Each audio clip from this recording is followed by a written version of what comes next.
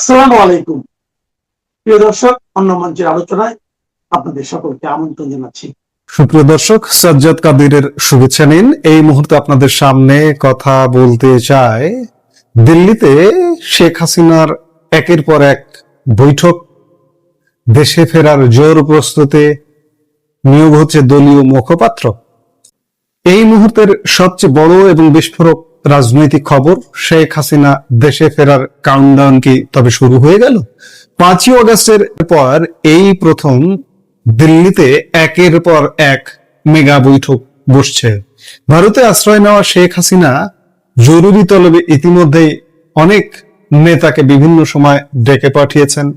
এর মধ্যে আইনজীবী, আওয়ামী লীগের প্রভাবশালী নেতা তারা রয়েছেন। তৈরি হচ্ছে আইনজীবীদের এক দুর্ধর্ষ স্পেশাল টিম। কিন্তু কেন এই তোড়জোড়? পর্দার আড়ালে কি ব্লুপ্রিন্ট তৈরি করছেন শেখ হাসিনা? আন্তর্জাতিক মহল এবং জাতিসংঘের সাথেই বা কি ডিল হচ্ছে? দর্শক, আপনারা জানেন 2 মাস যাবতই শেখ হাসিনা ঘোষণা দিচ্ছেন যে তিনি দেশে ফিরবেন, এবং গতকাল ব্রিটিশ গণমাধ্যম রয়টার্সের সাক্ষাৎকারে তিনি সুনির্দিষ্ট সময়সীমা বলে দিয়েছেন আগামী ডিসেম্বরের মধ্যে তিনি দেশে ফিরবেন। মানে ডিসেম্বর মাসে তিনি সুনির্দিষ্টভাবে বলেছেন দেশে ফিরবেন। দিন তারিখ ঘোষিত না হলেও অন্ততপক্ষে সময়সীমাটা ইতিমধ্যেই তিনি ঘোষণা করেছেন। আর যার দরুন শেখ হাসিনার প্রস্তুতি এই মুহূর্তে তুঙ্গে। আর এই প্রেক্ষাপটে ঘটনা প্রবাহ অত্যন্ত দ্রুত মোড় নিচ্ছে। নেতাদের সাথে বৈঠক করবার প্রক্রিয়ার অংশ হিসেবে শনিবারও দিল্লির উদ্দেশ্যে রওনা হয়েছেন আওয়ামী লীগের বেশ কয়েকজন নেতা।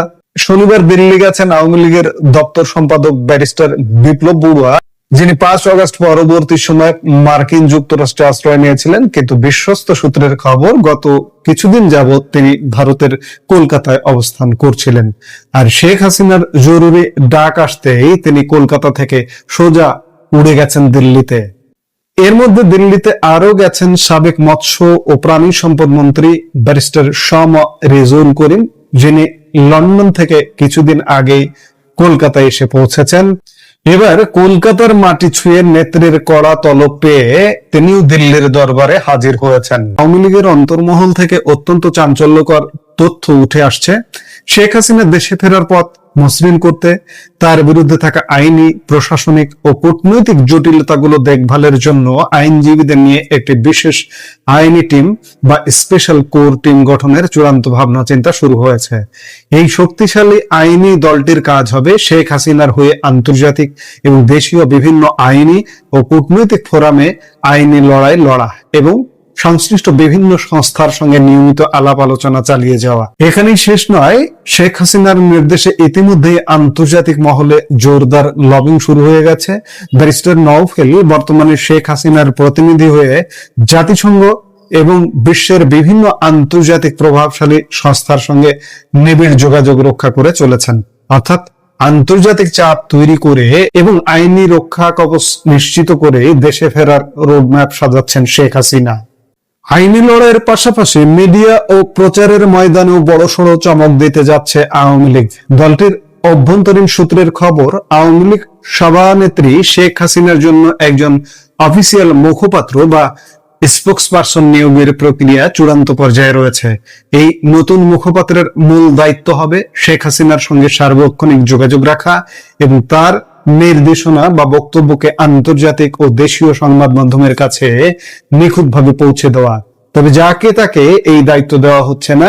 এই পদের জন্য 3টি প্রধান শর্ত বিবেচনা করা হচ্ছে। প্রথমত, তার গভীর রাজনৈতিক প্রজ্ঞা থাকতে হবে। দ্বিতীয়ত, জনগণের কাছে এবং মিডিয়ায় তার একটি স্বচ্ছ ভাবমূর্তি বা ক্লিন ইমেজ থাকতে হবে। এবং তৃতীয়ত, দলের সর্বস্তরের নেতা কর্মীদের কাছে তার গ্রহণযোগ্যতা থাকতে হবে। খুব শীঘ্রই এই মুখপাত্রের নাম এবং দলের এই বড় সিদ্ধান্তগুলো আনুষ্ঠানিকভাবে প্রকাশ করা হতে পারে বলে জানা যাচ্ছে। এদিকে ভারতের মাটিতে বসেও কিন্তু বাংলাদেশের অভ্যন্তরে দলীয় রাজনীতি পুরোপুরি নিয়ন্ত্রণ করছেন শেখ হাসিনা। তার সরাসরি নির্দেশে ইতিমধ্যেই বাংলাদেশে আওয়ামী লীগ এবং এর সমস্ত অঙ্গ সংগঠনগুলোর নতুন কমিটি গঠনের এক মহাযজ্ঞ শুরু হয়ে গেছে। বিশেষ করে 5 অগাস্টের পর দেশের ভেতরে যেসব নিষ্ক্রিয় বা ভেঙে পড়া কমিটি ছিল সেগুলোতে নতুন সদস্য যুক্ত করে দ্রুত সক্রিয় করা হচ্ছে।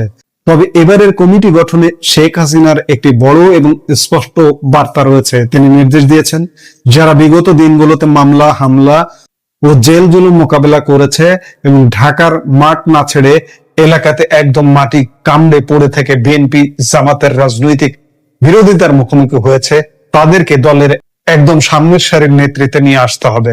এই নির্দেশনার প্রতিফলন কিন্তু ইতিমধ্যেই দেখা যাচ্ছে। সদ্য গঠিত নতুন কমিটিগুলোতে এমন সব ত্যাগী নেতাদের নাম অন্তর্ভুক্ত করা হয়েছে যাদের অনেকেই বর্তমানে জেলে বন্দী আছেন অথবা সদ্য জামিনে মুক্ত হয়েছেন। অর্থাৎ রাজপথের লড়াকু সৈনিকদের হাতেই এখন দলের ব্যাটন তুলে দিচ্ছেন শেখ হাসিনা।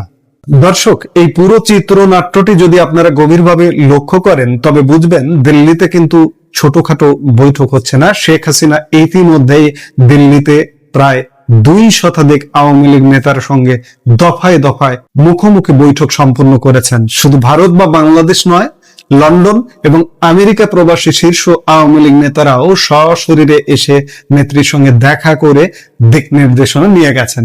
স্পষ্টতই বোঝা যাচ্ছে যে শেখ হাসিনা চুপ করে বসে নেই।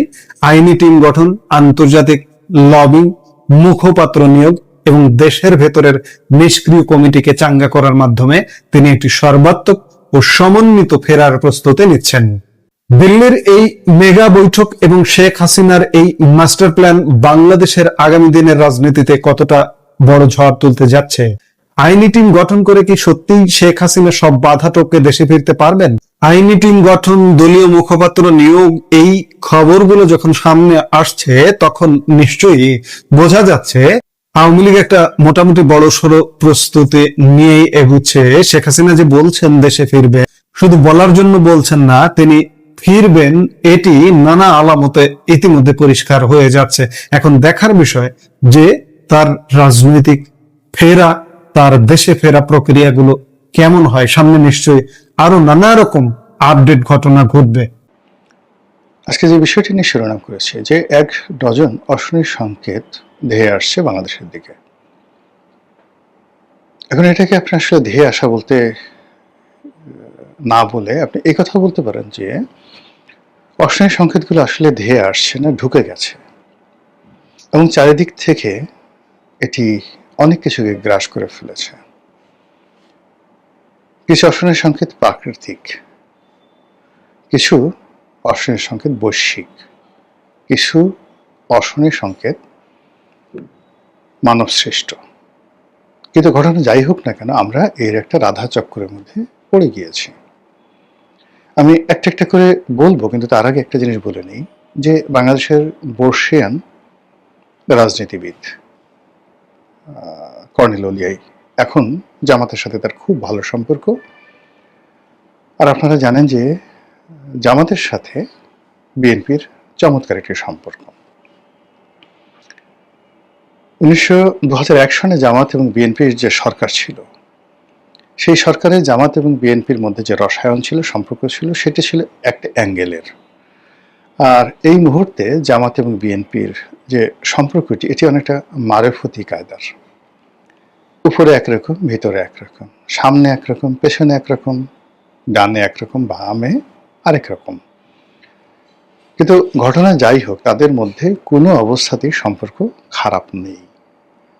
সেই জামাতের সমাবেশে দাঁড়িয়ে যখন কর্নেল ওলি বলেন প্রধানমন্ত্রীকে উদ্দেশ্য করে যে আপনি ঢাকার বাইরে রাত কাটাবেন না, আপনার বাবাকে আমি নিষেধ করেছিলাম, তিনি শুনেননি, আপনার বাবাকে হত্যা করার জন্য আততায়ীরা যেভাবে ফাঁদ পেতে রেখেছিল, আপনার জন্য আলটিমেটলি সেই ফাঁদগুলো পাতা হয়ে গেছে, ফলে ডোন্ট মুভ। প্রথমত আপনি যদি এই কথাগুলো বিশ্বাস করেন তাতে আপনার সর্বনাশ, আর যদি অবিশ্বাস করেন তাতেও সর্বনাশ। এই কথা শুনলেও আপনার ভয় লাগবে, না শুনলেও আপনার মন খারাপ হবে। এবং তার কিছু উদাহরণ আপনি দেখতে পাবেন যে যখন কেউ ক্ষমতায় আসে, এনি বডি, বিশেষ করে প্রধানমন্ত্রী হন, মন্ত্রী হন, সকলের মধ্যে এক ধরনের স্বতঃস্ফূর্ত সৌন্দর্য ফুটে ওঠে। আপনি যদি 1989 সনে বেগম জিয়ার চেহারা দেখেন আর 91 সালের প্রধানমন্ত্রী হওয়ার পরে তার ছবিগুলো দেখেন, আপনি বুঝতে পারবেন যে ওখানে স্বতঃস্ফূর্ত কতগুলো জৌলুস তার মধ্যে ছিল।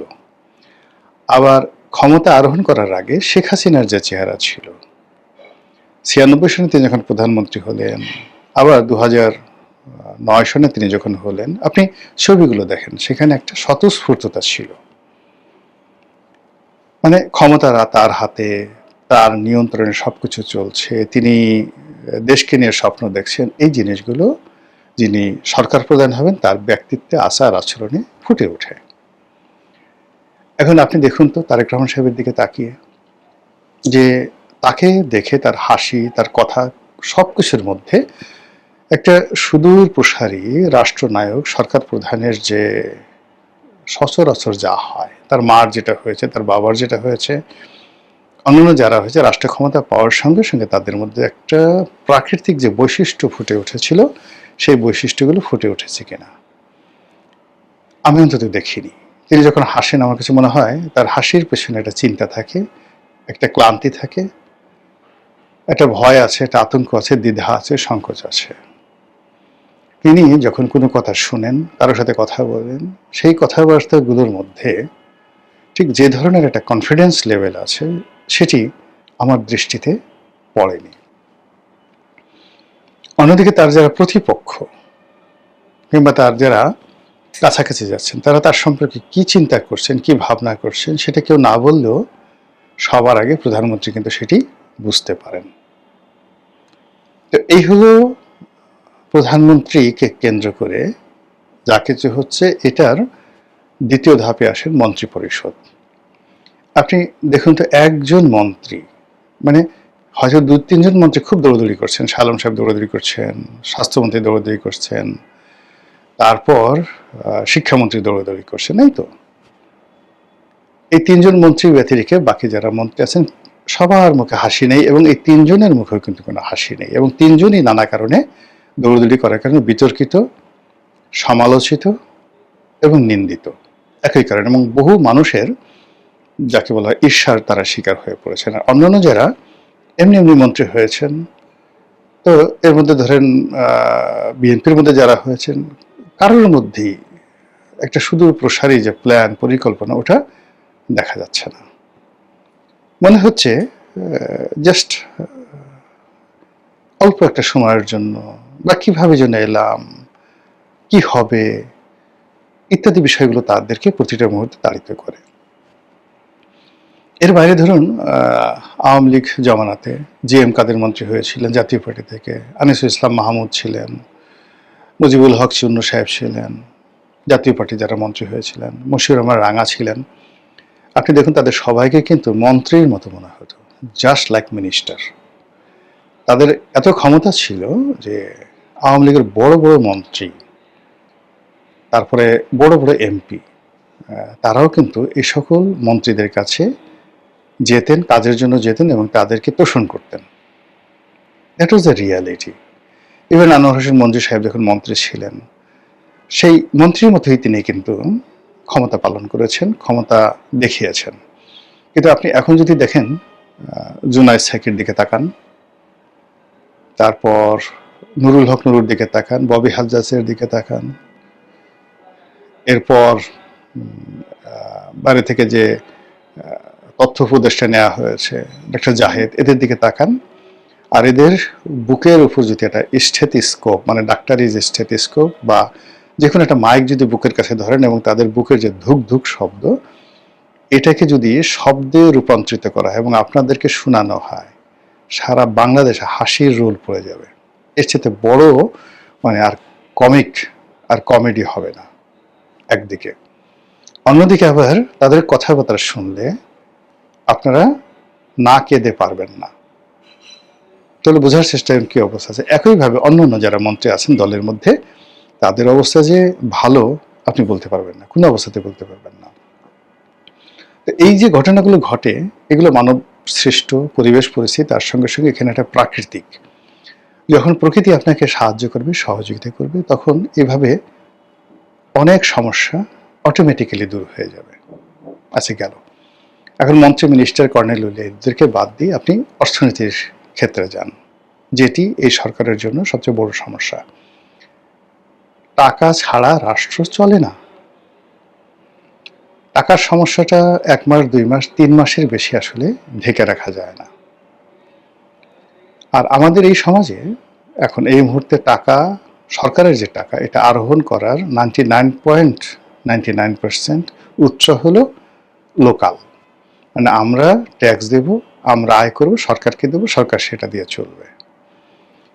সরকারের কোনো আলাদা, মানে আমেরিকার মতো আলাদা কোনো উৎস নেই, তার ট্রেড অ্যান্ড কমার্স নেই, তার এমন কোনো প্রোডাক্ট নেই যেটা দেশের বাইরে সে সেল করে নিতে পারে, তার এরকম কোনো সফট পাওয়ার নাই, প্রযুক্তি নাই, তার এমন কোনো মেশিনারিজ নেই ইউরোপ আমেরিকার মতো যে মেশিনারিজের কারণে হু হু হু করে বাংলাদেশে টাকা আসবে।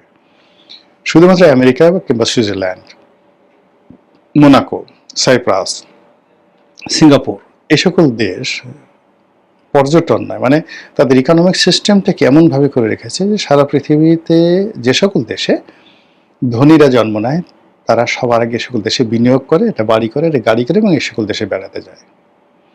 আপনি শ্রীলঙ্কার মতো একটা দেশ শুধুমাত্র টিকে আছে, এবং এই যে রিভাইভ করলো একটা মাত্র সেক্টর দিয়ে, সেটা হলো পর্যটন সেক্টর।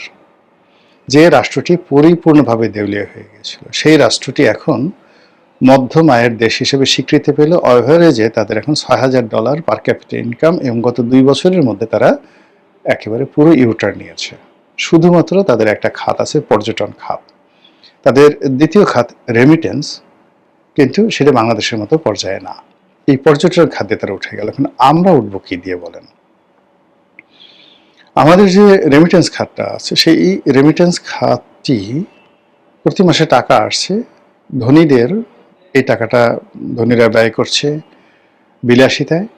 এই ফরেন রেমিটেন্সটা যারা বিদেশে গেছে তাদের আত্মীয় স্বজন খেয়ে দিয়ে ঋণ পরিশোধ করতে করতে 10 বছর, 15 বছর, 20 বছর বিদেশে থেকে লোকটা যখন আসছে, বাড়িতে হয়তো একটা টিনের ঘর আছে, একটা বিল্ডিং হয়েছে, এতটুকু পর্যন্ত, আবার তাকে সবকিছু বিক্রি করে বিদেশে যেতে হচ্ছে। মানে ধরুন মালয়েশিয়াতে গেল, মালয়েশিয়াতে গেলে এখন 5 থেকে 6 লাখ, 7 লাখ টাকা লাগে। এই 7 লাখ টাকা সে খরচ করলো, খরচ করে সে গেল। এখন এটা যে পরিবারের লোকজন মালয়েশিয়াতে যায়, সে জমি বিক্রি করে, শেষ সম্বল বিক্রি করে, অথবা মহাজনের কাছ থেকে ঋণ আনে। আনার পরে এখন মালয়েশিয়াতে একটা ছেলে বা যে কোনো একটা কর্মী যদি যায়, সাকুল্যে সে এখন 30,000 থেকে 40,000 টাকা, 50,000 টাকা আয় করতে পারে, নট মোর দ্যান দ্যাট। খাওয়া খরচ বাদ দিয়ে যদি 20,000, 30,000 টাকা তার সেভ থাকে, তাহলে তার এই 5 লাখ টাকা শোধ করতে কতদিন সময় লাগবে? পুলিশের একটা কনস্টেবলের চাকরি করতে যদি 10 লাখ টাকা ঘুষ দিতে হয়, যদি এটা এসপির প্রমোশন নয়, প্রমোশন কিংবা ধরুন বদলি, পদ পদবি নিতে যদি 20 কোটি টাকা ঘুষ দিতে হয়, আপনি বোঝার চেষ্টা করুন সমাজ, রাষ্ট্র এর উপর কি চাপ পড়ছে, এবং সেগুলো এখন বাংলাদেশে অনিবার্য। আপনি গিয়ে শুধুমাত্র পুলিশের ওসি থেকে শুরু করে, মানে পুলিশের যারা সাব ইন্সপেক্টর রয়েছে তাদের থেকে শুরু করে একেবারে এডিশনাল আইজি পর্যন্ত ভুক্তভোগী যারা আছে, তাদের কাছে একটু শুনেন যে কি হচ্ছে পুলিশে, সচিবালয়ে কি হচ্ছে, বিচারালয়ে কি হচ্ছে, আপনার মার্কেটগুলোতে কি হচ্ছে। তছনছ হয়ে গেছে সবকিছু। এটা রিকভারি হবে কিভাবে? এটা আমরা মূল স্রোতে কিভাবে আনবো?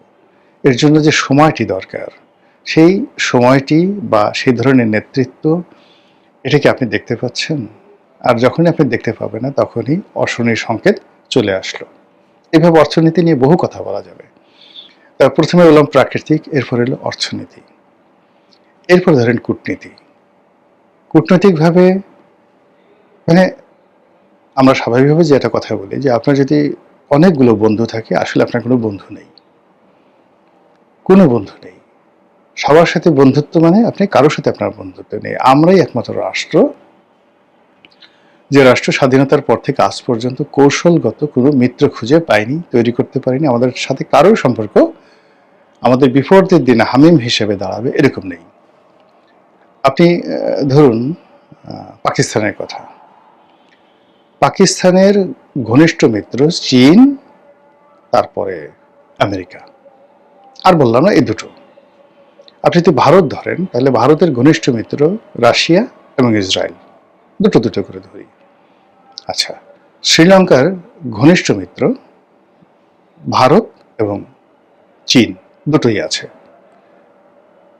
একইভাবে নেপাল, একইভাবে মালদ্বীপ। মানে যারা বিরোধী আছে তারা ভারত বন্ধু, আর যারা পক্ষে আছে তারা চীনের বন্ধু। কিন্তু রাষ্ট্রের সঙ্গে দুটো যাকে বলা হয় শক্তিরই, অর্থাৎ চীন এবং ভারতের একটা নিবিড় বন্ধুত্ব রয়েছে। এই যে শ্রীলঙ্কাতে মহেন্দ্র রাজা পাকসে, তার যে পতন হলো, তিনি ছিলেন একেবারে চীনের পাপেট, ভারতের জাতশত্রু। আচ্ছা, তো মহেন্দ্র রাজাপাকসের পতনের পরে যিনি তত্ত্বাবধায়ক সরকারের প্রধানমন্ত্রী হলেন এবং এখন যারা আছেন, তাদের উপর কিন্তু চীনের প্রভাব আছে। কিন্তু প্রভাব থাকার পরও প্রায় $8 বিলিয়ন ঋণ সহযোগিতা দিয়ে এই শ্রীলঙ্কাকে আজকের এই অবস্থাতে, এর মধ্যে ডাইরেক্ট আছে $4 বিলিয়ন, আর ইনডাইরেক্ট ব্যবসা বাণিজ্য দিয়ে আরো $4 বিলিয়ন দিয়ে ভারত কিন্তু তাদেরকে সহযোগিতা করেছে আজকের এই জায়গাতে আসার জন্য। আচ্ছা, আপনি আনেন তো এখন $4 বিলিয়ন কোনো দেশ থেকে, ভারত আপনাকে দেবে $4 বিলিয়ন, চীন আপনাকে দেবে $1 বিলিয়ন, জাস্ট $1 বিলিয়ন। কিন্তু আপনার তো এখন টাকা দরকার। এই যে আমরা যে কূটনৈতিকভাবে একটা বিপর্যয়ের মধ্যে আছি, যে আমরা এখনো পর্যন্ত বন্ধু তৈরি করতে পারিনি, আমাদেরকে কেউ বিশ্বাস করছে না। মানে আমরা বন্ধুত্ব তো থাক, আপনার সাথে ধরেন কারো বন্ধুত্ব নেই, কারো সম্পর্ক নেই, কিন্তু সবাই জানে যে এই লোকটি ভালো, একে বিশ্বাস করা যায়, ট্রাস্ট করা যায়, এর প্রতি ডিপেন্ড করা যায়। তো সেইভাবে আমাদের যে রাজনৈতিক দলগুলো রয়েছে, সেই রাজনৈতিক দল জাতীয় পার্টি, জামাত, বিএনপি, আওয়ামী লীগ, এই 4টি দলকে বিশ্বাস করতে পারে। এই দলের নেতাকর্মী বলেন, কয়জন নেতাকর্মী আছে তাদের নেতাদেরকে বিশ্বাস করেন, দলের প্রতি একেবারে আমরা বাইরে থেকে দেখি খুব মানে মহব্বত আছে, কিন্তু যখন একান্তে আলাপ আলোচনা হয় তখন তারা কি বলে ওই কথা বাইরে বলা যাবে না। তো দলের ভিতরে বাইরে, দেশের ভিতরে দেশের বাইরে, এই সকল রাজনৈতিক দলগুলোর ওইভাবে কোনো চেইন অফ ফ্রেন্ডশিপ গড়ে ওঠেনি। এটা হলো রিয়ালিটি। এখন ধরেন অনেকেই এখন তারেক রহমান সাহেব প্রধানমন্ত্রী হয়েছেন, সবাই তেল নিয়ে, মানে এটা বলা যাবে না, প্রধানমন্ত্রী পরিবার নিয়ে বলা যাবে না, তাকে বলা যাবে না, তার মাকে কোন জমানাতে কে কি বলেছেন, তাকে ধরো মারো পেটাও, তার বাবাকে কোন জমানাতে কি বলেছেন, মারো পিটাও, তাকে নিয়ে কোন জমানাতে কি বলেছেন। কিন্তু যখন বলা হয়েছে তখন সবগুলো ভয়ে থর থর করে কাঁপছে। সে আব্দুর রশিদের বিখ্যাত কবিতার মতো, লোকটা শুধু কষ্ট বড়াই, ভাঙতে পারি লোহার কড়াই, শুনে সবাই কাঁপতে ডরে, খিল লাগিয়ে থাকতো ঘরে। এখন বিএনপির এরকম অনেক তারেক জিয়া প্রেমী লোক চলে আসছেন, যাদেরকে বলা হচ্ছে যে অমুকে কত সালে তাকে গালি দিয়েছে, অথবা তাকে ধরো, তাকে মারো। কিন্তু ওই লোকটি যখন তারেক জিয়াকে গালি দিচ্ছিল, তখন তুমি কোথায় ছিলা? তখন তুমি কেন মারো নাই? তখন তুমি প্রতিবাদ করো নাই? তুমি যে তখন একটা প্রতিবাদ করছো, এটা একটু দেখাও। তখন জি হুজুর সবাই করেছে। কিন্তু এখন সবাই সেই তারেক রহমান সাহেবের, বা যদি শেখ হাসিনার, যে এখন যেমন শেখ হাসিনাকে সবাই যার যার মতো করে গালাগালি করছে। আচ্ছা বলেন তো, বাংলাদেশে এখন আওয়ামী লীগের লোকজন করে যারা আছেন, একটা সিঙ্গেল লোক দেখেন তো সবগুলোর জবানে ঠাড়া পড়ছে না? আওয়ামী লীগের যে লোকজন এখন তো বাংলাদেশে কয়জন গেছে বিদেশে? সব তো বাংলাদেশে। কিন্তু এই যে শেখ হাসিনা, বঙ্গবন্ধু, তাদেরকে নিয়ে যে সকল গালাগালি করা হচ্ছে, একজন একটা টু শব্দ করছে না। আর যখন ভবিষ্যতে যদি কখনো আওয়ামী লীগ ফিরে আসে, আপনি দেখবেন এইগুলো সব দৌড়ে গিয়ে বলবে অত তারিখে অমুক অমুক লোক এই কথা বলেছে, ধরো মারো কাটো। এই